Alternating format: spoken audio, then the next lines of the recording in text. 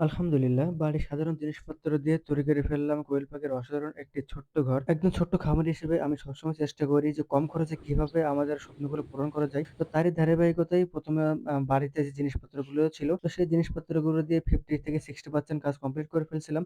আর বাকি টুকটাক যে জিনিসগুলো আমাদের প্রয়োজন হয় সেগুলো আমরা কিনে নিয়ে আসি। সব তো আর বাড়ি থেকে হয় না। মূলত আমার অনেকদিন যাবৎ ইউরোপিয়ান হোয়াইট জায়ান্ট কর্ডনিক্স কোয়েল পাখি পোষার ইচ্ছা ছিল। তো জায়গা স্বল্পতার কারণে পারতেছিলাম না। তো আমরা যেহেতু জিরো বাচ্চাগুলো উৎপাদন করে সেই জিরো বাচ্চা বিক্রি করতাম। তো আমরা একটা ব্যবসায়িক আইডিয়া চিন্তা করলাম যে আমরা জিরো বাচ্চাগুলো আর বিক্রি করব না। তো আমরা যে কাজটা করব সেটি হচ্ছে আমরা জিরো বাচ্চা উৎপাদন করব।